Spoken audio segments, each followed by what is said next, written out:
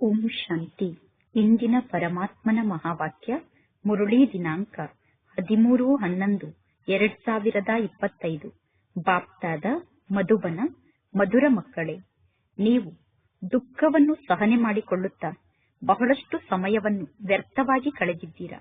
ಈಗ ಜಗತ್ತು ಪರಿವರ್ತನೆ ಆಗುತ್ತಿದೆ. ನೀವು ಪರಮಾತ್ಮ ತಂದೆಯನ್ನು ನೆನಪು ಮಾಡಿ ಸತೋ ಪ್ರಧಾನರಾಗಿ, ಆಗ ನಿಮ್ಮ ಸಮಯ ಸಫಲ ಆಗುತ್ತದೆ. ಇಂದಿನ ಪ್ರಶ್ನೆಯಾಗಿದೆ, 21 ಜನ್ಮಕ್ಕೋಸ್ಕರ ಲಾಟರಿಯನ್ನು ಪ್ರಾಪ್ತಿ ಮಾಡಿಕೊಳ್ಳಲು ಯಾವ ಪುರುಷಾರ್ಥವನ್ನು ಮಾಡಬೇಕು? ಉತ್ತರ: 21 ಜನ್ಮದ ಲಾಟರಿಯನ್ನು ಪಡೆದುಕೊಳ್ಳುವುದಕ್ಕೋಸ್ಕರ ಮೋಹಾಜೀತರಾಗಿ ಒಬ್ಬ ಪರಮಾತ್ಮ ತಂದೆಗೆ ಸಂಪೂರ್ಣ ಬಲಿಹಾರಿಯಾಗಿ.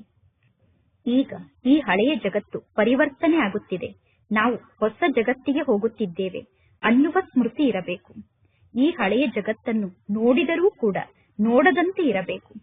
ಸುಧಾಮನಂತೆ ಒಂದು ಮುಷ್ಟಿ ಅವಲಕ್ಕಿಯನ್ನು ಸಫಲ ಮಾಡಿಕೊಂಡು ಸತ್ಯುಗದ ರಾಜ್ಯಭಾಗ್ಯವನ್ನು ಪಡೆದುಕೊಳ್ಳಬೇಕು. ಓಂ ಶಾಂತಿ. ಆತ್ಮಿಕ ಮಕ್ಕಳಿಗೆ ಆತ್ಮಿಕ ತಂದೆ ಕುಳಿತು ತಿಳಿಸುತ್ತಿದ್ದಾರೆ.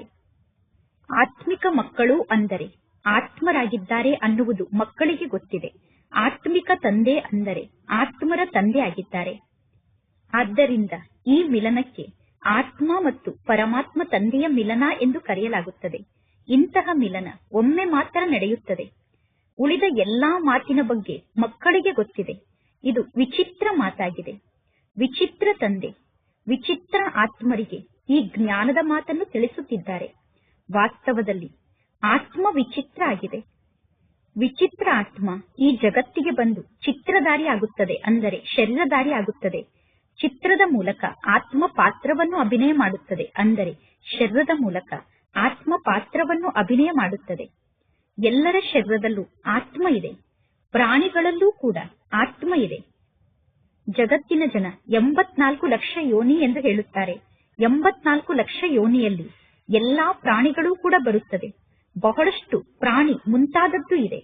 ಪರಮಾತ್ಮ ತಂದೆ ತಿಳಿಸುತ್ತಾರೆ, ಈ ಎಲ್ಲಾ ಮಾತಿನ ಆಳಕ್ಕೆ ಹೋಗಿ ನೀವು ನಿಮ್ಮ ಸಮಯವನ್ನು ವ್ಯರ್ಥವಾಗಿ ಕಳೆಯಬೇಡಿ. ಈ ಜ್ಞಾನ ಗೊತ್ತಿಲ್ಲದೆ ಇರುವ ಕಾರಣ ಮನುಷ್ಯರ ಸಮಯ ಬಹಳಷ್ಟು ವ್ಯರ್ಥ ಆಗುತ್ತಿದೆ. ಈ ಸಮಯದಲ್ಲಿ ಇಲ್ಲಿ ಪರಮಾತ್ಮ ತಂದೆ ಕುಳಿತು ಮಕ್ಕಳಿಗೆ ಶಿಕ್ಷಣವನ್ನು ಕಲಿಸುತ್ತಿದ್ದಾರೆ. ಈಗ ಶಿಕ್ಷಣವನ್ನು ಕಲಿತು ನಂತರ ಪುನಃ ಅರ್ಧ ಕಲ್ಪಕ್ಕೋಸ್ಕರ ನೀವು ಪದವಿಯನ್ನು ಪಡೆದುಕೊಳ್ಳುತ್ತೀರಾ. ಸತ್ಯಯುಗದಲ್ಲಿ ನಿಮಗೆ ಯಾವುದೇ ಪ್ರಕಾರದ ಕಷ್ಟ ಇರುವುದಿಲ್ಲ. ಸತ್ಯಯುಗದಲ್ಲಿ ದುಃಖವನ್ನು ಸಹನೆ ಮಾಡುತ್ತಾ ದುಃಖದಲ್ಲಿ ನಿಮ್ಮ ಸಮಯ ವ್ಯರ್ಥ ಆಗುವುದಿಲ್ಲ. ಈ ಕಲಿಯುಗದಲ್ಲಿ ಅಪಾರ ದುಃಖ ಇದೆ. ಆದ್ದರಿಂದ ಕಲಿಯುಗದಲ್ಲಿ ಎಲ್ಲರೂ ಪರಮಾತ್ಮ ತಂದೆಯನ್ನು ನೆನಪು ಮಾಡುತ್ತಾರೆ. ಪರಮಾತ್ಮ ತಂದೆ, ಈ ದುಃಖದಲ್ಲಿ ನಮ್ಮ ಸಮಯ ಬಹಳಷ್ಟು ವ್ಯರ್ಥ ಆಗುತ್ತಿದೆ, ಆದ್ದರಿಂದ ಈ ದುಃಖದಿಂದ ನಮ್ಮನ್ನು ಮುಕ್ತ ಮಾಡಿ ಎಂದು ಎಲ್ಲರೂ ತಂದೆಯನ್ನು ನೆನಪು ಮಾಡುತ್ತಾರೆ. ಸುಖ ಇದ್ದಾಗ ಎಂದು ಸಮಯ ವ್ಯರ್ಥ ಆಯಿತು ಎಂದು ಹೇಳುವುದಿಲ್ಲ. ಈಗ ನಿಮಗೆ ಗೊತ್ತಿದೆ, ಈ ಸಮಯದಲ್ಲಿ ಮನುಷ್ಯರಿಗೆ ಯಾವುದೇ ಪ್ರಕಾರದ ಬೆಲೆ ಇಲ್ಲ. ಈ ಸಮಯದಲ್ಲಿ ಈ ಜಗತ್ತಿನಲ್ಲಿ ಇರುವ ಮನುಷ್ಯರಿಗೆ ಯಾವ ಬೆಲೆಯೂ ಇಲ್ಲ. ಮನುಷ್ಯರನ್ನು ನೋಡಿ ಇದ್ದಕ್ಕಿದ್ದಂತೆ ಅಚಾನಕ್ಕಾಗಿ ಸಾಯುತ್ತಾರೆ. ಒಮ್ಮೆ ಬಿರುಗಾಳಿ ಬೀಸಿದರೆ ಆ ಬಿರುಗಾಳಿಯಲ್ಲಿ ಎಷ್ಟೋ ಜನ ಸಾಯುತ್ತಾರೆ. ರಾವಣ ರಾಜ್ಯದಲ್ಲಿ ಮನುಷ್ಯರಿಗೆ ಯಾವುದೇ ಪ್ರಕಾರದ ಬೆಲೆ ಇಲ್ಲ. ಈಗ ಪರಮಾತ್ಮ ತಂದೆ ನಿಮ್ಮನ್ನು ಎಷ್ಟೊಂದು ಬೆಲೆ ಬಾಳುವಂತಹ ಆತ್ಮರನ್ನಾಗಿ ಮಾಡುತ್ತಾರೆ. 1 ಪೈಸೆಯಷ್ಟು ಬೆಲೆ ಬಾಳದೇ ಇದ್ದಂತಹ ನೀವು ಈಗ ಬೆಲೆ ಬಾಳುವಂತಹ ಆತ್ಮರಾಗುತ್ತೀರಾ. ಗಾಯನ ಕೂಡ ಇದೆ, ನಿಮ್ಮ ಈ ಜನ್ಮ ವಜ್ರ ಸಮಾನ ಅಮೂಲ್ಯ ಜನ್ಮ ಆಗಿದೆ ಎಂದು. ಈ ಸಮಯದಲ್ಲಿ ಮನುಷ್ಯರು ಕವಡೆಯ ಹಿಂದೆ ಹೋಗುತ್ತಿದ್ದಾರೆ. ಮನುಷ್ಯರು ಸಂಪಾದನೆಯನ್ನು ಮಾಡಿ ಲಕ್ಷಾಧಿಪತಿಗಳಾಗುತ್ತಾರೆ, ಕೋಟ್ಯಾಧಿಪತಿಗಳಾಗುತ್ತಾರೆ, ಪದಂಪತಿಗಳಾಗುತ್ತಾರೆ. ಅಂದ ಮೇಲೆ ಆ ಮನುಷ್ಯರ ಸಂಪೂರ್ಣ ಬುದ್ಧಿ ಆ ಕವಡೆಯ ಹಿಂದೆ ಇರುತ್ತದೆ, ಅಂದರೆ ಸ್ಥೂಲ ಧನದ ಹಿಂದೆ ಇರುತ್ತದೆ. ಅಂತಹ ವ್ಯಕ್ತಿಗಳಿಗೆ ಪರಮಾತ್ಮ ತಂದೆ ತಿಳಿಸುತ್ತಾರೆ, ಈಗ ಈ ಎಲ್ಲಾ ವಸ್ತುವನ್ನು ಮರೆತು ಒಬ್ಬ ಪರಮಾತ್ಮ ತಂದೆಯನ್ನು ನೆನಪು ಮಾಡಿ ಎಂದು. ಆದರೆ ಯಾರ ಬುದ್ಧಿ ಹಣದ ಹಿಂದೆ ಇದೆಯೋ ಅವರು ತಂದೆಯ ಮಾತನ್ನು ಸ್ವೀಕಾರ ಮಾಡುವುದಿಲ್ಲ. ಕಲ್ಪದ ಮೊದಲು ಯಾರ ಬುದ್ಧಿಯಲ್ಲಿ ಜ್ಞಾನ ಧಾರಣೆ ಆಗಿತ್ತೋ ಈಗಲೂ ಅವರ ಬುದ್ಧಿಯಲ್ಲೇ ಜ್ಞಾನ ಧಾರಣೆ ಆಗುತ್ತದೆ. ಇಲ್ಲದಿದ್ದರೆ ನೀವು ಎಷ್ಟೇ ಜ್ಞಾನವನ್ನು ತಿಳಿಸಿದರೂ ಕೂಡ ಎಂದು ಅವರ ಬುದ್ಧಿಯಲ್ಲಿ ಜ್ಞಾನ ಧಾರಣೆ ಆಗುವುದಿಲ್ಲ. ಈಗ ನಿಮಗೆ ನಂಬರ್ ವಾರಾಗಿ ಗೊತ್ತಿದೆ, ಈಗ ಈ ಜಗತ್ತು ಪರಿವರ್ತನೆ ಆಗುತ್ತಿದೆ ಎಂದು. ಜಗತ್ತು ಪರಿವರ್ತನೆ ಆಗುತ್ತಿದೆ ಎಂದು ನೀವೀಗ ನಂಬರ್ ವಾರಾಗಿ ಅರ್ಥ ಮಾಡಿಕೊಂಡಿದ್ದೀರಾ. ಬಲೆ ಹೊರಗಡೆ ನೀವು ಬೋರ್ಡ್ನಲ್ಲಿ ಬರೆಯಬಹುದು, ಈಗ ಜಗತ್ತು ಪರಿವರ್ತನೆ ಆಗುತ್ತಿದೆ ಎಂದು. ಜಗತ್ತು ಪರಿವರ್ತನೆ ಆಗುತ್ತಿದೆ ಎಂದು ನೀವು ಬೋರ್ಡ್ನಲ್ಲಿ ಬರೆದರೂ ಕೂಡ ಜನ ಆ ಮಾತನ್ನು ಅರ್ಥ ಮಾಡಿಕೊಳ್ಳುವುದಿಲ್ಲ. ಎಲ್ಲಿಯವರೆಗೂ ನೀವು ಅವರಿಗೆ ತಿಳಿಸುವುದಿಲ್ಲವೋ ಅಲ್ಲಿಯವರೆಗೂ ಅವರು ಈ ಜ್ಞಾನದ ಮಾತನ್ನು ಅರ್ಥ ಮಾಡಿಕೊಳ್ಳುವುದಿಲ್ಲ. ಒಳ್ಳೆಯದು, ಕೆಲವರು ಅರ್ಥ ಮಾಡಿಕೊಂಡರೂ ಕೂಡ ಪುನಃ ಪರಮಾತ್ಮ ತಂದೆಯನ್ನು ನೆನಪು ಮಾಡಿ, ಆಗ ನೀವು ಸತೋ ಪ್ರಧಾನರಾಗುತ್ತೀರಾ ಎಂದು ಅವರಿಗೆ ತಿಳಿಸಬೇಕಾಗುತ್ತದೆ. ಜ್ಞಾನ ಬಹಳ ಸಹಜ ಆಗಿದೆ. ಸೂರ್ಯವಂಶಿ ಮತ್ತು ಚಂದ್ರವಂಶಿ ಮನೆತನ ಈಗ ಸ್ಥಾಪನೆ ಆಗುತ್ತಿದೆ. ಈಗ ಈ ಜಗತ್ತು ಪರಿವರ್ತನೆ ಆಗುತ್ತಿದೆ. ಜಗತ್ತನ್ನು ಪರಿವರ್ತನೆ ಮಾಡುತ್ತಿರುವಂತವರು ಒಬ್ಬ ಪರಮಾತ್ಮ ತಂದೆಯಾಗಿದ್ದಾರೆ. ಆ ಪರಮಾತ್ಮ ತಂದೆಯ ಬಗ್ಗೆ ನಂಬರ್ ವಾರ್ ಪುರುಷಾರ್ಥದ ಅನುಸಾರ ನಿಮಗೆ ಯಥಾರ್ಥವಾಗಿ ಗೊತ್ತಿದೆ. ಮಾಯಿ ಪುರುಷಾರ್ಥವನ್ನು ಮಾಡಲು ಬಿಡುವುದಿಲ್ಲ. ಆದರೂ ಕೂಡ ಮಕ್ಕಳು ತಿಳಿದುಕೊಳ್ಳುತ್ತಾರೆ, ನಾಟಕದ ಅನುಸಾರ ಇಂಥವರು ಜಾಸ್ತಿ ಪುರುಷಾರ್ಥವನ್ನು ಮಾಡುವುದಿಲ್ಲ ಎಂದು. ಈಗ ಮಕ್ಕಳಾದ ನಿಮಗೆ ಗೊತ್ತಿದೆ, ನಾವು ಪರಮಾತ್ಮ ತಂದೆಯ ಶ್ರೀಮತದಂತೆ ನಡೆದು ನಮಗೋಸ್ಕರ ಈ ಜಗತ್ತನ್ನು ಪರಿವರ್ತನೆ ಮಾಡಿಕೊಳ್ಳುತ್ತಿದ್ದೇವೆ. ಶ್ರೀಮತ ಒಬ್ಬ ಪರಮಾತ್ಮ ಶಿವತಂದೆಯದ್ದಾಗಿದೆ. ಒಬ್ಬ ಪರಮಾತ್ಮ ಶಿವತಂದೆ ಶ್ರೀಮತವನ್ನು ನೀಡುತ್ತಿದ್ದಾರೆ. ಶಿವಬಾಬಾ ಶಿವಬಾಬಾ ಎಂದು ಹೇಳುವುದು ಬಹಳ ಸಹಜ ಆಗಿದೆ. ನಿಮ್ಮನ್ನು ಬಿಟ್ಟು ಬೇರೆ ಯಾರಿಗೂ ಶಿವತಂದೆಯ ಬಗ್ಗೆ ಗೊತ್ತಿಲ್ಲ. ನಿಮ್ಮನ್ನು ಬಿಟ್ಟು ಬೇರೆ ಯಾರಿಗೂ ತಂದೆ ನೀಡುವಂತಹ ಆಸ್ತಿಯ ಬಗ್ಗೆ ಗೊತ್ತಿಲ್ಲ. ಬಾಬಾ ಅಂದರೆ ಆಸ್ತಿ. ಬಾಬಾ ಎಂದು ಕರೆದ ತಕ್ಷಣ ಆಸ್ತಿ ಪ್ರಾಪ್ತಿಯಾಗುತ್ತದೆ. ಶಿವತಂದೆಯ ಜೊತೆ ಸತ್ಯವಂತರಾಗಿರಬೇಕು. ವರ್ತಮಾನ ಸಮಯದಲ್ಲಿ ಮುನ್ಸಿಪಾಲಿಟಿಯ ಮೇಯರ್ಗೂ ಕೂಡ ಅಪ್ಪ ತಂದೆ ಎಂದು ಕರೆಯುತ್ತಾರೆ. ಗಾಂಧೀಜಿಗೂ ಕೂಡ ತಂದೆ ಅಂದರೆ ಬಾಪೂಜಿ ಎಂದು ಕರೆಯುತ್ತಾರೆ. ಕೆಲವರು ಜಗದ್ಗುರುಗಳಿಗೂ ಕೂಡ ಅಪ್ಪಾಜಿ ಎಂದು ಕರೆಯುತ್ತಾರೆ. ಈಗ ಇಡೀ ಜಗತ್ತು ಅಂದರೆ ಸಂಪೂರ್ಣ ಸೃಷ್ಟಿ. ಸಂಪೂರ್ಣ ಸೃಷ್ಟಿಯ ಗುರುವಿಗೆ ಜಗದ್ಗುರು ಎಂದು ಕರೆಯಲಾಗುತ್ತದೆ. ಸಂಪೂರ್ಣ ಸೃಷ್ಟಿಗೆ ಮನುಷ್ಯರು ಹೇಗೆ ಗುರು ಆಗಲು ಸಾಧ್ಯ? ಪತಿತ ಪಾವನ ಸರ್ವರ ಸದ್ಗತಿದಾತ ಒಬ್ಬ ಪರಮಾತ್ಮ ತಂದೆಯಾಗಿದ್ದಾರೆ. ಪರಮಾತ್ಮ ತಂದೆ ನಿರಾಕಾರ ಆಗಿದ್ದಾರೆ. ಆ ನಿರಾಕಾರ ತಂದೆ ನಮ್ಮನ್ನು ಹೇಗೆ ಮುಕ್ತ ಮಾಡಲು ಸಾಧ್ಯ? ಜಗತ್ತು ಪರಿವರ್ತನೆ ಆಗುತ್ತದೆ ಅಂದ ಮೇಲೆ ಅವಶ್ಯವಾಗಿ ಕಾರ್ಯವನ್ನು ಮಾಡಿದಾಗ ಜಗತ್ತು ಪರಿವರ್ತನೆ ಆಗುತ್ತಿದೆ ಅನ್ನುವುದು ಗೊತ್ತಾಗುತ್ತದೆ. ಸುಮ್ಮನೆ ಪ್ರಳಯ ಆಗುವುದಿಲ್ಲ. ಪ್ರಳಯ ಆದ ನಂತರ ಪುನಃ ಪರಮಾತ್ಮ ತಂದೆ ಹೊಸ ಜಗತ್ತನ್ನು ರಚನೆ ಮಾಡುತ್ತಾರೆ ಎಂದು ತಿಳಿದುಕೊಳ್ಳಬೇಡಿ. ಶಾಸ್ತ್ರದಲ್ಲಿ ತೋರಿಸಿದ್ದಾರೆ, ಬಹಳ ದೊಡ್ಡ ಪ್ರಳಯ ಆಗುತ್ತದೆ, ನಂತರ ಆಲದ ಎಲೆಯ ಮೇಲೆ ಶ್ರೀಕೃಷ್ಣ ಬರುತ್ತಾರೆ ಎಂದು. ಆದರೆ ಪರಮಾತ್ಮ ತಂದೆ ತಿಳಿಸುತ್ತಾರೆ, ಈ ರೀತಿ ಆಗಲು ಸಾಧ್ಯ ಇಲ್ಲ. ಗಾಯನ ಕೂಡ ಇದೆ. ಪ್ರಪಂಚದ ಇತಿಹಾಸ ಮತ್ತು ಭೂಗೋಳ ಪುನಃ ಪುನರಾವರ್ತನೆ ಆಗುತ್ತದೆ ಎಂದು. ಪುನರಾವರ್ತನೆ ಆಗುತ್ತದೆ ಅಂದ ಮೇಲೆ ಪ್ರಳಯ ಆಗಲು ಸಾಧ್ಯ ಇಲ್ಲ. ಈಗ ನಿಮ್ಮ ಮನಸ್ಸಿನಲ್ಲಿ ಇದೆ, ಈಗ ಈ ಹಳೆಯ ಜಗತ್ತು ಪರಿವರ್ತನೆ ಆಗುತ್ತಿದೆ. ಈ ಎಲ್ಲಾ ಜ್ಞಾನದ ಮಾತನ್ನು ಪರಮಾತ್ಮ ತಂದೆ ಬಂದು ನಮಗೆ ತಿಳಿಸುತ್ತಿದ್ದಾರೆ. ಈ ಲಕ್ಷ್ಮೀನಾರಾಯಣರು ಹೊಸ ಜಗತ್ತಿಗೆ ಮಾಲೀಕರಾಗಿದ್ದಾರೆ. ನೀವು ಚಿತ್ರದಲ್ಲೂ ಕೂಡ ತೋರಿಸುತ್ತೀರಾ, ಹಳೆಯ ಜಗತ್ತಿಗೆ ರಾವಣ ಮಾಲೀಕ ಆಗಿದ್ದಾನೆ. ರಾಮರಾಜ್ಯ ಮತ್ತು ರಾವಣ ರಾಜ್ಯದ ಬಗ್ಗೆ ಗಾಯನ ಇದೆ. ಈ ಎಲ್ಲಾ ಜ್ಞಾನದ ಮಾತು ಈಗ ನಿಮ್ಮ ಬುದ್ಧಿಯಲ್ಲಿ ಇದೆ. ಪರಮಾತ್ಮ ತಂದೆ ಬಂದು ಹಳೆಯ ಅಸುರಿ ಜಗತ್ತನ್ನು ಸಮಾಪ್ತಿ ಮಾಡಿ ಹೊಸ ದೈವಿ ಜಗತ್ತನ್ನು ಸ್ಥಾಪನೆ ಮಾಡುತ್ತಿದ್ದಾರೆ. ಪರಮಾತ್ಮ ತಂದೆ ತಿಳಿಸುತ್ತಾರೆ, ನಾನು ಯಾರಾಗಿದ್ದೇನೆ, ನಾನು ಹೇಗಿದ್ದೇನೆ ಅನ್ನುವುದನ್ನು ಎಲ್ಲೋ ಕೆಲವರು ಮಾತ್ರ ಅರ್ಥ ಮಾಡಿಕೊಂಡಿದ್ದಾರೆ. ಯಾರೆಲ್ಲ ತಂದೆಯ ಬಗ್ಗೆ ಅರ್ಥ ಮಾಡಿಕೊಂಡಿದ್ದಾರೋ ಅವರೂ ಕೂಡ ನಂಬರ್ ವಾರ್ ಪುರುಷಾರ್ಥದ ಅನುಸಾರ ತಂದೆಯನ್ನು ಅರ್ಥ ಮಾಡಿಕೊಂಡಿದ್ದಾರೆ. ಯಾರು ಒಳ್ಳೆಯ ಪುರುಷಾರ್ಥಿಗಳಾಗಿದ್ದಾರೋ ಅವರಿಗೆ ಬಹಳಷ್ಟು ನಶೆ ಇರುತ್ತದೆ. ತಂದೆಯನ್ನು ನೆನಪು ಮಾಡುವಂತಹ ಪುರುಷಾರ್ಥವನ್ನು ಮಾಡಿದಾಗ ನೆನಪಿನಲ್ಲಿ ಸತ್ಯವಾದ ನಶೆ ಇರುತ್ತದೆ. ನೆನಪಿನಲ್ಲಿ ಎಷ್ಟು ನಶೆ ಇರುತ್ತದೆಯೋ 84 ಜನ್ಮದ ಚಕ್ರದ ಜ್ಞಾನವನ್ನು ತಿಳಿಸಿದಾಗ ಅಷ್ಟೊಂದು ನಶೆ ಇರುವುದಿಲ್ಲ. ನೆನಪಿನ ಯಾತ್ರೆಯಲ್ಲಿ ಎಷ್ಟು ನಶೆ ಇರುತ್ತದೆಯೋ 84 ಜನ್ಮದ ಚಕ್ರದ ಜ್ಞಾನವನ್ನು ತಿಳಿಸುವಾಗ ಅಷ್ಟೊಂದು ನಶೆ ಇರುವುದಿಲ್ಲ. ಇಲ್ಲಿ ಪಾವನ ಆಗುವುದೇ ಮುಖ್ಯ ಮಾತಾಗಿದೆ. ಪರಮಾತ್ಮ ತಂದೆ ನೀವು ಬಂದು ನಮ್ಮನ್ನು ಪಾವನ ಮಾಡಿ ಎಂದು ಎಲ್ಲರೂ ತಂದೆಯನ್ನು ಕೂಗಿ ಕರೆಯುತ್ತಾರೆ. ಪರಮಾತ್ಮ ತಂದೆ ನೀವು ಬಂದು ನಮಗೆ ವಿಶ್ವದ ರಾಜ್ಯಭಾಗ್ಯವನ್ನು ನೀಡಿ ಎಂದು ಯಾರೂ ತಂದೆಯನ್ನು ಕರೆಯುವುದಿಲ್ಲ. ಭಕ್ತಿ ಮಾರ್ಗದಲ್ಲಿ ಎಷ್ಟೊಂದು ಕಥೆಯನ್ನು ಕೇಳುತ್ತಾರೆ. ಸತ್ಯವಾದ ಸತ್ಯನಾರಾಯಣನ ಕತೆ ಈ ಕಥೆಯಾಗಿದೆ. ಜಗತ್ತಿನಲ್ಲಿ ಜನ ಅನೇಕ ಜನ್ಮದಿಂದ ಕಥೆಯನ್ನು ಕೇಳುತ್ತಾ ಕೆಳಗಡೆ ಇಳಿಯುತ್ತಾ ಬಂದಿದ್ದಾರೆ. ಭಾರತದಲ್ಲಿ ಕಥೆಯನ್ನು ಕೇಳುವಂತಹ ಪದ್ಧತಿ ಇದೆ. ಬೇರೆ ಯಾವ ದೇಶದಲ್ಲೂ ಕಥೆಯನ್ನು ಹೇಳುವುದಿಲ್ಲ. ಭಾರತದ ನಿವಾಸಿಗಳು ಧರ್ಮಕ್ಕೆ ಮಾನ್ಯತೆಯನ್ನು ನೀಡುತ್ತಾರೆ. ಭಾರತದ ನಿವಾಸಿಗಳು ಧರ್ಮವನ್ನು ಒಪ್ಪಿಕೊಳ್ಳುತ್ತಾರೆ. ಭಾರತದಲ್ಲಿ ಬಹಳಷ್ಟು ಮಂದಿರಗಳು ಇದೆ. ಕ್ರಿಶ್ಚಿಯನ್ ಧರ್ಮದಲ್ಲಿ ಕೇವಲ ಒಂದು ಚರ್ಚ್ ಮಾತ್ರ ಇರುತ್ತದೆ. ಭಾರತದಲ್ಲಿ ಭಿನ್ನ ಭಿನ್ನ ಪ್ರಕಾರದ ಬಹಳಷ್ಟು ಮಂದಿರ ಇದೆ. ವಾಸ್ತವದಲ್ಲಿ ಕೇವಲ ಒಬ್ಬ ಶಿವ ತಂದೆಯ ಮಂದಿರ ಮಾತ್ರ ಇರಬೇಕು ಮತ್ತು ಪರಮಾತ್ಮ ತಂದೆಗೆ ಕೇವಲ ಒಂದು ಹೆಸರು ಮಾತ್ರ ಇರಬೇಕು. ಇಲ್ಲಿ ಪರಮಾತ್ಮ ತಂದೆಗೆ ಅನೇಕ ಹೆಸರಿದೆ. ವಿದೇಶದವರು ಕೂಡ ಮಂದಿರವನ್ನು ನೋಡುವುದಕ್ಕೋಸ್ಕರ ಭಾರತಕ್ಕೆ ಬರುತ್ತಾರೆ. ಪ್ರಾಚೀನ ಭಾರತ ಹೇಗಿತ್ತು ಅನ್ನುವುದು ಪಾಪ ಅವರಿಗೆ ಗೊತ್ತಿಲ್ಲ. 5000 ವರ್ಷಕ್ಕಿಂತ ಹಳೆಯದಾದಂತಹ ಯಾವ ವಸ್ತುವು ಈ ಜಗತ್ತಿನಲ್ಲಿ ಇರುವುದಿಲ್ಲ. ಲಕ್ಷಾಂತರ ವರ್ಷದ ಹಳೆಯ ವಸ್ತು ನನಗೆ ಸಿಕ್ಕಿದೆ ಎಂದು ಜಗತ್ತಿನ ಜನ ತಿಳಿದುಕೊಳ್ಳುತ್ತಾರೆ. ಪರಮಾತ್ಮ ತಂದೆ ತಿಳಿಸುತ್ತಾರೆ, ಮಂದಿರದಲ್ಲಿ ಎಷ್ಟೆಲ್ಲ ಮೂರ್ತಿಯನ್ನು ನಿರ್ಮಾಣ ಮಾಡುತ್ತಾರೋ ಆ ಮೂರ್ತಿಗಳು ನಿರ್ಮಾಣ ಆಗಿ ಕೇವಲ 2500 ವರ್ಷ ಆಗಿದೆ. ಮೊಟ್ಟ ಮೊದಲು ಕೇವಲ ಒಬ್ಬ ಶಿವತಂದೆಯ ಪೂಜೆ ನಡೆಯುತ್ತದೆ. ಶಿವತಂದೆಯ ಪೂಜೆ ಅವ್ಯಭಿಚಾರಿ ಪೂಜೆ ಆಗಿದೆ. ಹಾಗೆ ನೋಡಿದರೆ ಅವ್ಯಭಿಚಾರಿ ಜ್ಞಾನ ಎಂದು ಕರೆಯಲಾಗುತ್ತದೆ. ಮೊದಲು ಅವ್ಯಭಿಚಾರಿ ಪೂಜೆ ನಡೆಯುತ್ತಿತ್ತು. ನಂತರ ಪೂಜೆ ಕೂಡ ವ್ಯಭಿಚಾರಿ ಪೂಜೆ ಆಯಿತು. ಈಗ ನೋಡಿ, ನೀರಿನ ಪೂಜೆಯನ್ನು ಮಾಡುತ್ತಾರೆ, ಮಣ್ಣಿನ ಪೂಜೆಯನ್ನು ಮಾಡುತ್ತಿರುತ್ತಾರೆ.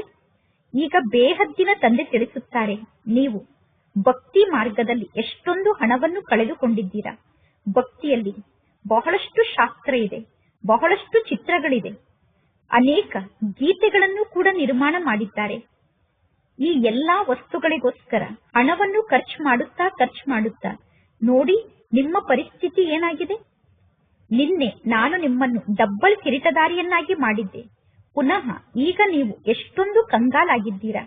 ಇದು ನಿನ್ನೆಯ ಮಾತಾಗಿದೆ. ನಿಮಗೆ ಗೊತ್ತಿದೆ, ಅವಶ್ಯವಾಗಿ ನಾವು 84 ಜನ್ಮದ ಚಕ್ರದಲ್ಲಿ ಬಂದಿದ್ದೇವೆ. ಈಗ ಪುನಃ ನಾವು ಈ ರೀತಿ ದೇವತೆಗಳಾಗುತ್ತಿದ್ದೇವೆ. ಬಾಬಾರವರ ಮೂಲಕ ನಾವು ಆಸ್ತಿಯನ್ನು ಪಡೆದುಕೊಳ್ಳುತ್ತಿದ್ದೇವೆ.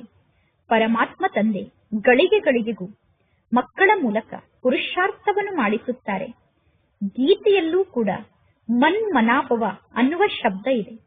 ಭಗವದ್ಗೀತೆಯಲ್ಲಿ ಕೆಲವೊಂದು ಅಕ್ಷರ ಸರಿಯಾದ ಅಕ್ಷರ ಆಗಿದೆ. ಗೀತೆಯಲ್ಲಿ ಕೆಲವೊಂದು ಸರಿಯಾದ ಶಬ್ದ ಇದೆ. ಸಾಮಾನ್ಯವಾಗಿ ಹೇಳಲಾಗುತ್ತದೆ, ಈಗ ಆದಿ ಸನಾತನ ದೇವಿ ದೇವತಾ ಧರ್ಮ ಇಲ್ಲ, ಇನ್ನು ದೇವತೆಗಳ ಚಿತ್ರ ಇದೆ. ನಿಮ್ಮ ನೆನಪಾರ್ಥವನ್ನು ಮಂದಿರದಲ್ಲಿ ನೋಡಿ. ನಿಮ್ಮ ನೆನಪಾರ್ಥವಾದಂತಹ ಈ ದಿಲ್ವಾಡ ಮಂದಿರವನ್ನು ಎಷ್ಟು ಚೆನ್ನಾಗಿ ನಿರ್ಮಾಣ ಮಾಡಿದ್ದಾರೆ. ಈಗ ನಿಮಗೆ ಗೊತ್ತಿದೆ, ಈಗ ಪುನಃ ಸತ್ಯುಗವನ್ನು ನಾವು ಸ್ಥಾಪನೆ ಮಾಡುತ್ತಿದ್ದೇವೆ. ಪುನಃ ಭಕ್ತಿ ಮಾರ್ಗದಲ್ಲಿ ನಮ್ಮ ಎಕ್ಯುರೇಟ್ ಆದಂತಹ ನೆನಪಾರ್ಥ ನಿರ್ಮಾಣ ಆಗುತ್ತದೆ. ಯಾವಾಗ ಭೂಕಂಪ ಮುಂತಾದದ್ದು ಆಗುತ್ತದೆಯೋ ಆಗ ಆ ಎಲ್ಲಾ ಮಂದಿರಗಳು ಸಮಾಪ್ತಿಯಾಗುತ್ತದೆ. ನಂತರ ಪುನಃ ಸತ್ಯುಗದಲ್ಲಿ ನೀವು ಎಲ್ಲವನ್ನೂ ಹೊಸದಾಗಿ ನಿರ್ಮಾಣ ಮಾಡುತ್ತೀರಾ. ಹೊಸದಾಗಿ ಎಲ್ಲವನ್ನೂ ನಿರ್ಮಾಣ ಮಾಡುವಂತಹ ಕಲೆಯಂತೂ ನಿಮ್ಮಲ್ಲಿ ಇರುತ್ತದೆ ತಾನೆ. ವಜ್ರವನ್ನು ಕಟ್ ಮಾಡುವುದು ಕೂಡ ಒಂದು ಕಲೆ ಆಗಿದೆ. ಇಲ್ಲೂ ಕೂಡ ಕೆಲವರು ವಜ್ರವನ್ನು ಕಟ್ ಮಾಡುತ್ತಾರೆ. ವಜ್ರವನ್ನು ಕಟ್ ಮಾಡಿ ಅದರ ಮೂಲಕ ಮೂರ್ತಿಯನ್ನು ನಿರ್ಮಾಣ ಮಾಡುತ್ತಾರೆ. ವಜ್ರವನ್ನು ಕಟ್ ಮಾಡುವುದರಲ್ಲಿ ಕೆಲವರು ಬಹಳಷ್ಟು ಎಕ್ಸ್ಪರ್ಟ್ ಆಗಿರುತ್ತಾರೆ. ಯಾರು ವಜ್ರವನ್ನು ಕಟ್ ಮಾಡುವುದರಲ್ಲಿ ಎಕ್ಸ್ಪರ್ಟ್ ಆಗಿದ್ದಾರೋ ಅವರು ಸತ್ಯುಗಕ್ಕೆ ಬರುತ್ತಾರೆ. ಅವರು ಸತ್ಯುಗಕ್ಕೆ ಬಂದಾಗ ವಜ್ರವನ್ನು ಕಟ್ ಮಾಡುವಂತಹ ಆ ಕಲೆ ಕೂಡ ಅವರ ಜೊತೆಗೆ ಸತ್ಯುಗಕ್ಕೆ ಬರುತ್ತದೆ. ನಿಮಗೆ ಗೊತ್ತಿದೆ, ಸತ್ಯುಗದಲ್ಲಿ ನಿಮ್ಮ ಜೀವನದಲ್ಲಿ ಅಪಾರ ಸುಖ ಇರುತ್ತದೆ. ಸತ್ಯುಗದಲ್ಲಿ ಈ ಲಕ್ಷ್ಮೀ ನಾರಾಯಣರ ರಾಜ್ಯ ಇತ್ತು. ಸತ್ಯುಗದ ಹೆಸರೇ ಸ್ವರ್ಗ ಆಗಿದೆ. ಸತ್ಯುಗದಲ್ಲಿ 100% ನೀವು ಸಂಪತ್ತಿನಿಂದ ಸಂಪನ್ನ ಆಗಿರುತ್ತೀರಾ. ಈಗ ನೀವು ಕಂಗಾಲಾಗಿದ್ದೀರಾ. ಭಾರತದಲ್ಲಿ ವಜ್ರ ವೈಡೂರ್ಯದ ಫ್ಯಾಷನ್ ಇದೆ. ಪರಂಪರೆಯಿಂದ ಆಭರಣದ ಫ್ಯಾಷನ್ ಭಾರತದಲ್ಲಿ ನಡೆಯುತ್ತಾ ಬಂದಿದೆ. ಅಂದ ಮೇಲೆ ಮಕ್ಕಳಾದ ನಿಮಗೆ ಈಗ ಎಷ್ಟೊಂದು ಖುಷಿ ಇರಬೇಕು. ಈಗ ನಿಮಗೆ ಗೊತ್ತಿದೆ, ಈ ಜಗತ್ತು ಪರಿವರ್ತನೆ ಆಗುತ್ತಿದೆ. ಈಗ ಸ್ವರ್ಗ ನಿರ್ಮಾಣ ಆಗುತ್ತಿದೆ. ಸ್ವರ್ಗಕ್ಕೆ ಹೋಗುವುದಕ್ಕೋಸ್ಕರ ನಾವು ಅವಶ್ಯವಾಗಿ ಪವಿತ್ರರಾಗಬೇಕು. ದೈವಿ ಗುಣವನ್ನು ಧಾರಣೆ ಮಾಡಿಕೊಳ್ಳಬೇಕು. ಅದಕ್ಕೋಸ್ಕರ ಪರಮಾತ್ಮ ತಂದೆ ತಿಳಿಸುತ್ತಾರೆ, ಮಕ್ಕಳೇ, ಅವಶ್ಯವಾಗಿ ನೀವು ಚಾರ್ಟ್ ಅನ್ನು ಬರೆಯಿರಿ. ಆತ್ಮನಾದ ನಾನು ಯಾವುದೇ ಅಸುರಿ ಕಾರ್ಯವನ್ನು ಮಾಡಲಿಲ್ಲ ತಾನೆ ಎಂದು ಚಾರ್ಟ್ ನಲ್ಲಿ ಚೆಕ್ ಮಾಡಿಕೊಳ್ಳಿ. ಸ್ವಯಂ ಅನ್ನು ಆತ್ಮ ಎಂದು ಪಕ್ಕಾ ಮಾಡಿಕೊಳ್ಳಿ. ನಾನು ಆತ್ಮ ಆಗಿದ್ದೇನೆ ಎಂದು ಪಕ್ಕಾ ರೂಪದಲ್ಲಿ ಅರ್ಥ ಮಾಡಿಕೊಳ್ಳಿ. ಈ ಶರೀರದ ಮೂಲಕ ನಾನು ಯಾವುದೇ ವಿಕರ್ಮವನ್ನು ಮಾಡಲಿಲ್ಲ ತಾನೆ ಎಂದು ಚೆಕ್ ಮಾಡಿಕೊಳ್ಳಿ. ಒಂದು ವೇಳೆ ಶರೀರದ ಮೂಲಕ ಯಾವುದಾದರೂ ವಿಕರ್ಮವನ್ನು ಮಾಡಿದರೆ ನಿಮ್ಮ ರಿಜಿಸ್ಟರ್ ಕೆಟ್ಟು ಹೋಗುತ್ತದೆ. ಇದು 21 ಜನ್ಮದ ಲಾಟರಿ ಆಗಿದೆ. ಇದು ರೇಸ್ ಕೂಡ ಆಗಿದೆ. ಕುದುರೆಗಳ ರೇಸ್ ನಡೆಯುತ್ತದೆ ತಾನೆ. ಇದಕ್ಕೆ ರಾಜಶ್ವ ಅಶ್ವಮೇಧ ಅವಿನಾಶಿ ರುದ್ರ ಗೀತಾ ಜ್ಞಾನ ಯಜ್ಞ ಎಂದು ಕರೆಯಲಾಗುತ್ತದೆ. ಸ್ವರಾಜ್ಯವನ್ನು ಪಡೆದುಕೊಳ್ಳುವುದಕ್ಕೋಸ್ಕರ ಅಶ್ವ ಅಂದರೆ ಆತ್ಮರಾದ ನೀವು ಈ ರೇಸ್ನಲ್ಲಿ ಓಡಬೇಕು. ಈಗ ನಾವು ವಾಪಸ್ ಮನೆಗೆ ಹೋಗಬೇಕು. ಆ ನಮ್ಮ ಮನೆಗೆ ಮಧುರವಾದ ಶಾಂತಿಯ ಮನೆ ಎಂದು ಕರೆಯಲಾಗುತ್ತದೆ. ಈ ಎಲ್ಲಾ ಜ್ಞಾನದ ಶಬ್ದವನ್ನು ಈಗ ನೀವು ಕೇಳಿಸಿಕೊಳ್ಳುತ್ತಿದ್ದೀರಾ. ಈಗ ಪರಮಾತ್ಮ ತಂದೆ ತಿಳಿಸುತ್ತಾರೆ, ಮಕ್ಕಳೇ, ನೀವೀಗ ಬಹಳಷ್ಟು ಪರಿಶ್ರಮವನ್ನು ಪಡಬೇಕು. ಈಗ ನಿಮಗೆ ರಾಜ್ಯಭಾಗ್ಯ ಪ್ರಾಪ್ತಿಯಾಗುತ್ತಿದೆ. ರಾಜ್ಯವನ್ನು ಪಡೆದುಕೊಳ್ಳುವುದು ಇದೇನು ಕಡಿಮೆ ಮಾತಲ್ಲ. ನಾನು ಆತ್ಮನಾಗಿದ್ದೇನೆ. ಆತ್ಮನಾದ ನಾನು ಇಷ್ಟೊಂದು ಜನ್ಮವನ್ನು ಪಡೆದುಕೊಂಡಿದ್ದೇನೆ. ಈಗ ಪರಮಾತ್ಮ ತಂದೆ ತಿಳಿಸುತ್ತಾರೆ, ನಿಮ್ಮ 84 ಜನ್ಮದ ಚಕ್ರ ಈಗ ಪೂರ್ಣ ಆಗಿದೆ. ಈಗ ಪುನಃ 1ನೇ ನಂಬರ್ನಿಂದ ಜನ್ಮವನ್ನು ಪಡೆದುಕೊಳ್ಳಲು ಪ್ರಾರಂಭ ಮಾಡುತ್ತೀರಾ. ಹೊಸ ಮಹಲ್ನಲ್ಲಿ ಅವಶ್ಯವಾಗಿ ಮಕ್ಕಳಾದ ನೀವೇ ಕುಳಿತುಕೊಳ್ಳುತ್ತೀರಾ. ನೀವು ಹೋಗಿ ಹಳೆಯ ಮಹಲ್ನಲ್ಲಿ ಕುಳಿತುಕೊಳ್ಳುವುದಿಲ್ಲ ಎಂದು ಈ ರೀತಿ ತಿಳಿದುಕೊಳ್ಳಬೇಡಿ. ನಾವು ಸ್ವಯಂ ಹಳೆಯ ಮನೆಯಲ್ಲಿ ಇದ್ದು ಹೊಸ ಮನೆಯನ್ನು ಬಾಡಿಗೆಯವರಿಗೆ ಕೊಟ್ಟು ಬಾಡಿಗೆಯವರನ್ನು ಹೊಸ ಮನೆಯಲ್ಲಿ ಕೂರಿಸುತ್ತೇವೆ ಎಂದು ತಿಳಿದುಕೊಳ್ಳಬೇಡಿ. ಇಲ್ಲಿ ನೀವು ಎಷ್ಟು ಜಾಸ್ತಿ ಪರಿಶ್ರಮವನ್ನು ಪಡುತ್ತೀರೋ ಅಷ್ಟು ಹೊಸ ಜಗತ್ತಿಗೆ ಮಾಲೀಕರಾಗುತ್ತೀರಾ. ಹೊಸ ಮನೆ ನಿರ್ಮಾಣ ಆಗುತ್ತದೆ.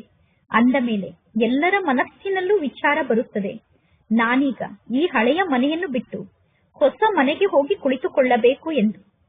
ಲೌಕಿಕ ತಂದೆ ಮಕ್ಕಳಿಗೋಸ್ಕರ ಹೊಸ ಮನೆಯನ್ನು ಕಟ್ಟುತ್ತಾರೆ, ಹೊಸ ಮನೆಯನ್ನು ಕಟ್ಟಿಸುತ್ತಿದ್ದಾರೆ. ಅಂದ ಮೇಲೆ ಅವಶ್ಯವಾಗಿ ಮೊದಲು ಇದ್ದಂತಹ ಮನೆ ಹಳೆಯ ಮನೆ ಆಗಿರುತ್ತದೆ. ಸತ್ಯುಗದಲ್ಲಿ ಬಾಡಿಗೆಯನ್ನು ಕೊಡುವಂತಹ ಮಾತೇ ಇರುವುದಿಲ್ಲ. ಹೇಗೆ ಜಗತ್ತಿನ ಜನ ಚಂದ್ರಲೋಕಕ್ಕೆ ಹೋಗಿ ಅಲ್ಲಿ ಭೂಮಿಯನ್ನು ಖರೀದಿ ಮಾಡಲು ಪ್ರಯತ್ನವನ್ನು ಪಡುತ್ತಾರೆ, ಚಂದ್ರಲೋಕದಲ್ಲಿ ಫ್ಲಾಟ್ ಅನ್ನು ಖರೀದಿ ಮಾಡಲು ಪ್ರಯತ್ನ ಪಡುತ್ತಾರೆ. ನೀವೀಗ ಸ್ವರ್ಗದಲ್ಲಿ ಫ್ಲಾಟ್ ಅನ್ನು ಖರೀದಿ ಮಾಡುತ್ತಿದ್ದೀರಾ. ಸ್ವರ್ಗದಲ್ಲಿ ನೀವು ಭೂಮಿಯನ್ನು ಖರೀದಿ ಮಾಡುತ್ತಿದ್ದೀರಾ. ಎಷ್ಟು ಜಾಸ್ತಿ ಜ್ಞಾನ ಮತ್ತು ಯೋಗದಲ್ಲಿ ಸ್ಥಿತ ಆಗಿರುತ್ತೀರೋ ಅಷ್ಟು ನೀವು ಪವಿತ್ರರಾಗುತ್ತೀರಾ. ಇದು ರಾಜಯೋಗ ಆಗಿದೆ. ಈಗ ನಿಮಗೆ ಎಷ್ಟು ದೊಡ್ಡ ರಾಜ್ಯಭಾಗ್ಯ ಸಿಗುತ್ತದೆ. ಇನ್ನು ಚಂದ್ರಲೋಕಕ್ಕೆ ಹೋಗಿ ಅಲ್ಲಿ ಫ್ಲಾಟ್ ಅನ್ನು ಹುಡುಕುತ್ತಿರುತ್ತಾರೆ.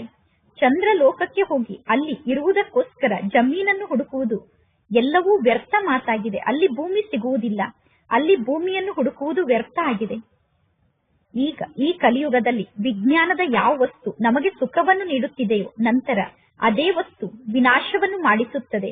ಅದೇ ವಸ್ತು ನಮಗೆ ದುಃಖವನ್ನು ನೀಡಲು ಕಾರಣ ಆಗುತ್ತದೆ. ಮುಂದೆ ಹೋದಂತೆ ಈ ಎಲ್ಲಾ ಬಾಂಬ್ಸ್ಗಳು ಕೆಲಸಕ್ಕೆ ಬರುತ್ತದೆ. ಬಾಂಬ್ಸ್ಗಳ ಮೂಲಕ ತಕ್ಷಣ ವಿನಾಶದ ಕಾರ್ಯ ನಡೆಯುತ್ತದೆ. ಈ ನಾಟಕ ಇದೇ ರೀತಿ ಮಾಡಲ್ಪಟ್ಟಿದೆ. ಸಮಯಕ್ಕೆ ಸರಿಯಾಗಿ ಇದ್ದಕ್ಕಿದ್ದಂತೆ ಅಚಾನಕ್ಕಾಗಿ ವಿನಾಶ ಆಗುತ್ತದೆ. ನಂತರ ಪುನಃ ಸೈನಿಕರು ಮುಂತಾದವರು ವಿನಾಶದಲ್ಲಿ ಸತ್ತು ಹೋಗುತ್ತಾರೆ.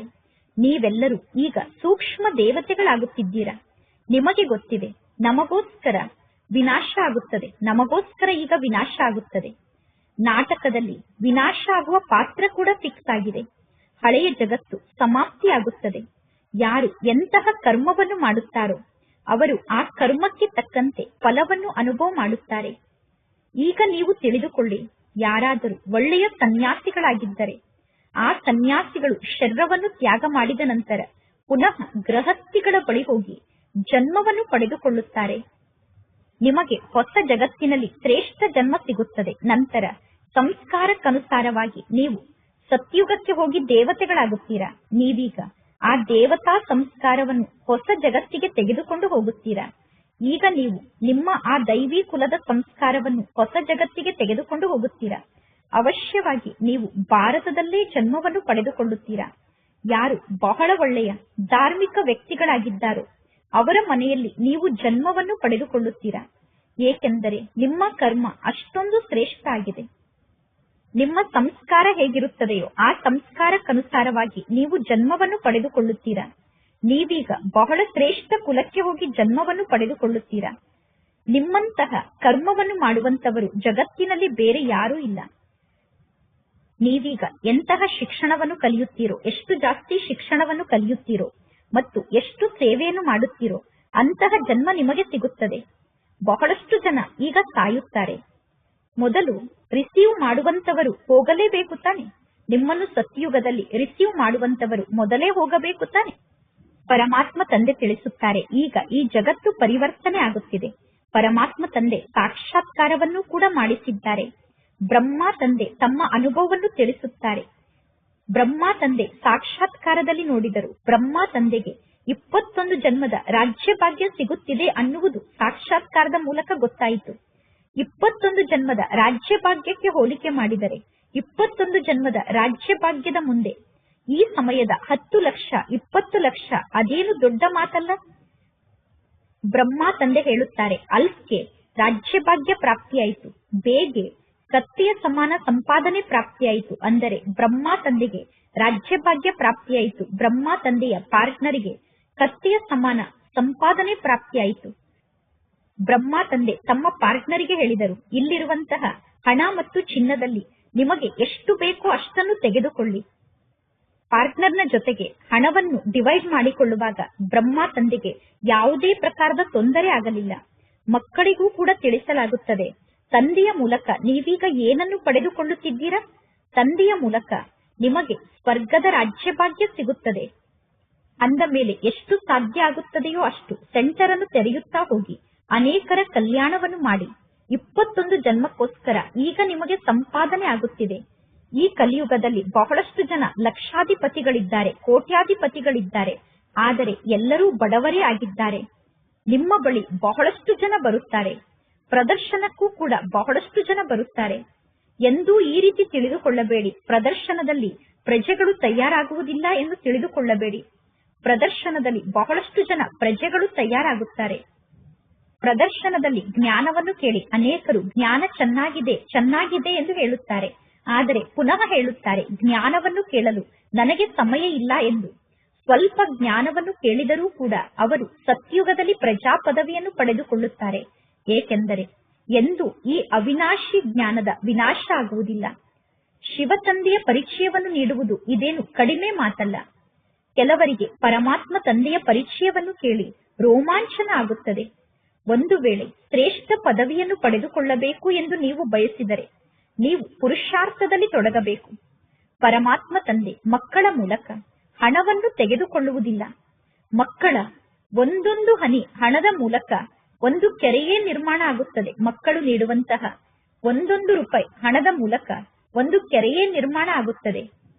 ಕೆಲವು ಮಕ್ಕಳು ಬಾಬಾರವರಿಗೆ 1 ರೂಪಾಯಿಯನ್ನು ಕಳಿಸುತ್ತಾರೆ. 1 ರೂಪಾಯಿಯನ್ನು ಕಳಿಸಿ ಬಾಬಾರವರಿಗೆ ಹೇಳುತ್ತಾರೆ, ಬಾಬಾ ನಿಮ್ಮ ಮನೆಯ ನಿರ್ಮಾಣದ ಕಾರ್ಯದಲ್ಲಿ ಈ 1 ರೂಪಾಯಿಯಲ್ಲಿ ಒಂದು ಇಟ್ಟಿಗೆಯನ್ನು ತೆಗೆದುಕೊಂಡು ಮನೆಯ ನಿರ್ಮಾಣದಲ್ಲಿ ಬಳಸಿ ಎಂದು. ಸುಧಾಮನ ಒಂದು ಮುಷ್ಟಿ ಅವಲಕ್ಕಿಯ ಗಾಯನ ಕೂಡ ಇದೆ ತಾನೆ. ಪರಮಾತ್ಮ ಶಿವತಂದೆ ತಿಳಿಸುತ್ತಾರೆ, ನಿಮ್ಮ ಬಳಿ ಇಲ್ಲಿ ವಜ್ರ ವೈಡೂರ್ಯವೇ ಇದೆ. ಏಕೆಂದರೆ ಈಗ ನಿಮ್ಮೆಲ್ಲರ ಜನ್ಮ ವಜ್ರ ಸಮಾನ ಆಗುತ್ತದೆ. ಭವಿಷ್ಯಕ್ಕೋಸ್ಕರ ನೀವೀಗ ಸಂಪಾದನೆಯನ್ನು ಮಾಡಿಕೊಳ್ಳುತ್ತಿದ್ದೀರಾ. ನಿಮಗೆ ಗೊತ್ತಿದೆ, ಈ ಕಣ್ಣಿನಿಂದ ನಾವು ಏನೆಲ್ಲವನ್ನು ನೋಡುತ್ತಿದ್ದೆವು ಅದೆಲ್ಲವೂ ಕೂಡ ಹಳೆಯ ಜಗತ್ತಿನ ವಸ್ತು ಆಗಿದೆ. ಈಗ ಈ ಜಗತ್ತೇ ಪರಿವರ್ತನೆ ಆಗುತ್ತಿದೆ. ನೀವೀಗ ಅಮರಪುರಿಗೆ ಮಾಲೀಕರಾಗುತ್ತಿದ್ದೀರಾ. ನೀವೀಗ ಅವಶ್ಯವಾಗಿ ಮೋಹಾಜೀತರಾಗಬೇಕು. ನೀವೀಗ ಪರಮಾತ್ಮ ತಂದೆಗೆ ಹೇಳುತ್ತೀರಾ, ಬಾಬಾ ನೀವು ಬಂದರೆ ನಾವು ನಿಮಗೆ ಬಲಿಹಾರಿ ಆಗುತ್ತೇವೆ ಎಂದು. ತಂದೆಗೆ ಬಲಿಹಾರಿ ಆಗುವಂತಹ ವ್ಯಾಪಾರ ಬಹಳ ಒಳ್ಳೆಯ ವ್ಯಾಪಾರ ಆಗಿದೆ. ಪರಮಾತ್ಮ ತಂದೆಗೆ ವ್ಯಾಪಾರಿ, ರತ್ನಗಳ ಮಾಲೀಕ, ಜಾದೂಗರ್ ಎಂದು ಏಕೆ ಹೆಸರನ್ನು ಇಟ್ಟಿದ್ದಾರೆ ಅನ್ನುವುದು ಜಗತ್ತಿನಲ್ಲಿ ಯಾರಿಗೂ ಗೊತ್ತಿಲ್ಲ. ಪರಮಾತ್ಮ ತಂದೆ ರತ್ನಗಳಿಗೆ ಮಾಲೀಕ ಆಗಿದ್ದಾರೆ. ತಂದೆ ನೀಡುತ್ತಿರುವಂತಹ ಒಂದೊಂದು ಜ್ಞಾನ ರತ್ನ ಒಂದೊಂದು ಅಮೂಲ್ಯ ಮಹಾವಾಕ್ಯ ಆಗಿದೆ. ಇದರ ಬಗ್ಗೆ ರೂಪ ಬಸಂತ್ನ ಕತೆ ಕೂಡ ಇದೆ. ನೀವೀಗ ರೂಪ ಆಗಿದ್ದೀರಾ ಮತ್ತು ಬಸಂತ್ ಆಗಿದ್ದೀರಾ, ಅಂದರೆ ಜ್ಞಾನಿಗಳು ಮತ್ತು ಯೋಗಿಗಳಾಗಿದ್ದೀರಾ. ಒಳ್ಳೆಯದು. ಮಧುರಾತಿ ಮಧುರ ಅಗಲಿ ಹೋಗಿ ಮರಳಿ ಸಿಕ್ಕಿರುವಂತಹ ಮಕ್ಕಳ ಪ್ರತಿ ಮಾತ್ಪಿತಾ ಬಾಪ್ತಾದರವರ ನೆನಪು, ಪ್ರೀತಿ ಹಾಗೂ ಸುಪ್ರಭಾತ. ಆತ್ಮಿಕ ಮಕ್ಕಳಿಗೆ ಆತ್ಮಿಕ ತಂದೆಯ ನಮಸ್ತೆ. ಆತ್ಮಿಕ ತಂದೆಗೆ ಆತ್ಮಿಕ ಮಕ್ಕಳ ನೆನಪು, ಪ್ರೀತಿ ಹಾಗೂ ನಮಸ್ತೆ ನಮಸ್ತೆ ನಮಸ್ತೆ. ಧಾರಣೆಗೋಸ್ಕರ ಮುಖ್ಯ ಸಾರ. ಫಸ್ಟ್ ಪಾಯಿಂಟ್, ಈಗ ಈ ಶರೀರದ ಮೂಲಕ ಯಾವುದೇ ಪ್ರಕಾರದ ವಿಕರ್ಮವನ್ನು ಮಾಡಬಾರದು. ರಿಜಿಸ್ಟರ್ ಅನ್ನು ಕೆಡಿಸಿಕೊಳ್ಳುವಂತಹ ಯಾವುದೇ ಅಸುರಿ ಕಾರ್ಯವನ್ನು ನಾವೀಗ ಮಾಡಬಾರದು. ಸೆಕೆಂಡ್ ಪಾಯಿಂಟ್, ಒಬ್ಬ ತಂದೆಯ ನೆನಪಿನ ನಶೆಯಲ್ಲೇ ಸ್ಥಿತ ಆಗಿರಬೇಕು. ಪಾವನ ಆಗುವಂತಹ ಮುಖ್ಯ ಪುರುಷಾರ್ಥವನ್ನು ಅವಶ್ಯವಾಗಿ ಮಾಡಬೇಕು. ಕವಡೆಗಳ ಹಿಂದೆ ಹೋಗಿ ನಮ್ಮ ಅಮೂಲ್ಯ ಸಮಯವನ್ನು ವ್ಯರ್ಥವಾಗಿ ಕಳೆಯಬಾರದು. ಅಂದರೆ ಹಣದ ಹಿಂದೆ ಹೋಗಿ ಸಮಯವನ್ನು ವ್ಯರ್ಥವಾಗಿ ಕಳೆಯಬಾರದು. ಶ್ರೀಮತದಿಂದ ಜೀವನವನ್ನು ಶ್ರೇಷ್ಠವಾಗಿ ರೂಪಿಸಿಕೊಳ್ಳಬೇಕು. ಇಂದಿನ ವರದಾನ ಆಗಿದೆ. ಸ್ವಯಂ ಅನ್ನು ವಿಶ್ವ ಸೇವೆಗೋಸ್ಕರ ಅರ್ಪಣೆ ಮಾಡಿಕೊಂಡು ಮಾಯೆಯನ್ನು ದಾಸಿಯನ್ನಾಗಿ ಮಾಡಿಕೊಳ್ಳುವಂತಹ ಸಹಜವಾಗಿ ಸಂಪನ್ನರಾಗಿ ಈಗ ನಾವು ನಮ್ಮ ಸಮಯ, ನಮ್ಮ ಸರ್ವ ಪ್ರಾಪ್ತಿ, ಜ್ಞಾನ, ಗುಣ, ಶಕ್ತಿ ಎಲ್ಲವನ್ನು ವಿಶ್ವ ಸೇವೆಗೋಸ್ಕರ ಸಮರ್ಪಣೆ ಮಾಡಬೇಕು. ಯಾವ ಸಂಕಲ್ಪ ಮನಸ್ಸಿನಲ್ಲಿ ಉತ್ಪನ್ನ ಆಗುತ್ತದೆಯೋ ಆ ಸಂಕಲ್ಪವನ್ನು ಚೆಕ್ ಮಾಡಿಕೊಳ್ಳಬೇಕು. ಈ ಸಂಕಲ್ಪ ವಿಶ್ವ ಸೇವೆಗೋಸ್ಕರ ಉತ್ಪನ್ನ ಆಗಿದೆ ತಾನೆ, ಅಂದರೆ ಈ ಸಂಕಲ್ಪದಲ್ಲಿ ವಿಶ್ವ ಸೇವೆ ಸಮಾವೇಶ ಆಗಿದೆ ತಾನೆ. ಈ ರೀತಿ ಸೇವೆಗೋಸ್ಕರ ಸ್ವಯಂ ಅನ್ನು ಅರ್ಪಣೆ ಮಾಡಿಕೊಂಡಾಗ ಸಹಜವಾಗಿ ಸ್ವಯಂ ಸಂಪನ್ನ ಆಗುತ್ತೀರಾ. ಸೇವೆಯ ಆಸಕ್ತಿಯಲ್ಲಿ ನೀವು ತೊಡಗಿದಾಗ ಸಣ್ಣ ಪೇಪರ್ ಅಥವಾ ದೊಡ್ಡ ಪೇಪರ್, ಅಂದರೆ ಸಣ್ಣ ಪರೀಕ್ಷೆ ಅಥವಾ ದೊಡ್ಡ ಪರೀಕ್ಷೆ ಸ್ವತಃ ನಿಮ್ಮ ಸಮ್ಮುಖದಲ್ಲಿ ಸಮರ್ಪಿತ ಆಗುತ್ತದೆ. ಆಗ ಪುನಃ ನೀವು ಮಾಯೆಯನ್ನು ನೋಡಿ ಭಯಪಡುವುದಿಲ್ಲ. ಸದಾ ವಿಜಯಿ ಆಗುವಂತಹ ಖುಷಿಯಲ್ಲಿ ನೃತ್ಯವನ್ನು ಮಾಡುತ್ತಿರುತ್ತೀರಾ. ಮಾಯೆ ಆಗ ನಿಮಗೆ ನಿಮ್ಮ ದಾಸಿಯಾಗಿದೆ ಎಂದು ಅನುಭವ ಆಗುತ್ತದೆ. ಸ್ವಯಂ ಅನ್ನು ಸೇವೆಯಲ್ಲಿ ಸಮರ್ಪಿತ ಮಾಡಿಕೊಂಡರೆ ಮಾಯೆ ಸ್ವತಃ ನಿಮಗೆ ಸಮರ್ಪಿತ ಆಗುತ್ತದೆ. ಇಂದಿನ ಸ್ಲೋಗನ್ ಆಗಿದೆ, ಅಂತರ್ಮುಖತೆಯ ಆಧಾರದಿಂದ ಬಾಯನ್ನು ಮುಚ್ಚಿಕೊಳ್ಳಿ, ಆಗ ಕ್ರೋಧ ಸಮಾಪ್ತಿಯಾಗುತ್ತದೆ. ಅಂತರ್ಮುಖತೆಯಿಂದ ಬಾಯನ್ನು ಮುಚ್ಚಿಕೊಂಡಾಗ ಕ್ರೋಧ ಸಮಾಪ್ತಿಯಾಗುತ್ತದೆ. ಇಂದಿನ ಅವ್ಯಕ್ತ ಸೂಚನೆಯಾಗಿದೆ, ಅಶರೀರಿ ಸ್ಥಿತಿ ಅಥವಾ ವಿದೇಹಿ ಸ್ಥಿತಿಯ ಅಭ್ಯಾಸವನ್ನು ವೃದ್ಧಿ ಮಾಡಿಕೊಳ್ಳಿ. ಹೇಗೆ 1 ಸೆಕೆಂಡ್ನಲ್ಲಿ ಸ್ವಿಚ್ ಅನ್ನು ಆನ್ ಮಾಡುತ್ತೀರಾ ಮತ್ತು ಸೆಕೆಂಡ್ನಲ್ಲಿ ಸ್ವಿಚ್ ಅನ್ನು ಆಫ್ ಮಾಡುತ್ತೀರಾ, ಅದೇ ರೀತಿ 1 ಸೆಕೆಂಡ್ನಲ್ಲಿ ಶರೀರದ ಆಧಾರವನ್ನು ತೆಗೆದುಕೊಳ್ಳಬೇಕು ಮತ್ತು ಸೆಕೆಂಡ್ನಲ್ಲಿ ಶರೀರದಿಂದ ದೂರಾಗಿ ಅಶರೀರಿ ಸ್ಥಿತಿಯಲ್ಲಿ ಸ್ಥಿತ ಆಗಿ ಬಿಡಬೇಕು. ಈಗೀಗ ಶರೀರದಲ್ಲಿ ಬರಬೇಕು, ಈಗೀಗ ಅಶರೀರಿ ಆಗಿ ಬಿಡಬೇಕು. ಅವಶ್ಯಕತೆ ಇದ್ದಾಗ ಶರೀರ ರೂಪಿ ಅನ್ನುವ ವಸ್ತ್ರವನ್ನು ಧಾರಣೆ ಮಾಡಿಕೊಳ್ಳಬೇಕು. ಅವಶ್ಯಕತೆ ಇಲ್ಲದೆ ಇದ್ದಾಗ ಶರೀರದಿಂದ ಭಿನ್ನ ಆಗಿ ಬಿಡಬೇಕು. ಈಗ ಇಂತಹ ಅಭ್ಯಾಸವನ್ನು ಮಾಡಬೇಕು. ಈ ಅಭ್ಯಾಸಕ್ಕೆ ಕರ್ಮಾತೀತ ಸ್ಥಿತಿ ಎಂದು ಕರೆಯಲಾಗುತ್ತದೆ. ಒಳ್ಳೆಯದು. ಓಂ ಶಾಂತಿ.